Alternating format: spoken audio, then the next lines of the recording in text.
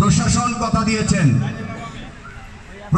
কথা দিয়েছেন একটি অবাধ সুষ্ঠু নিরপেক্ষ নির্বাচনের জন্য যা কিছু করা দরকার তিনি করবেন, তারা করবেন। আমরা সে ব্যাপারে আশ্বস্ত হয়েছি। ঘরে বসে থাকে কোনো মান অভিমান নিয়ে ভোট দিতে যাবেন না, এইটা কিন্তু কোনো সমাধান নয়। একটা পরিবর্তন করতে হলে আপনাদেরকে ভোট কেন্দ্রে পরিবার পরিজন সহ আপনাদেরকে আসতে হবে। আমি কারোর সম্পর্কে সমালোচনা করব না।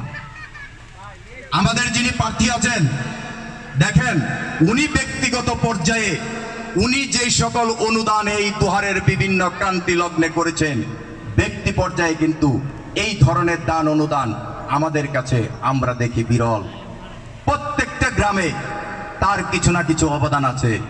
আমি যখন একবার তাকে বললাম, ভাই আমাদের এখানে একটা মসজিদ হচ্ছে, আপনি যদি পারেন আমাদেরকে একটু সহযোগিতা করেন, উনি তাৎক্ষণিকভাবে উনি 1 লক্ষ টাকা এই মসজিদে কিন্তু করমালী মোড়ে মসজিদে দিয়ে গেছেন এবং বিভিন্ন সময়ে উনি এটা করে গেছেন।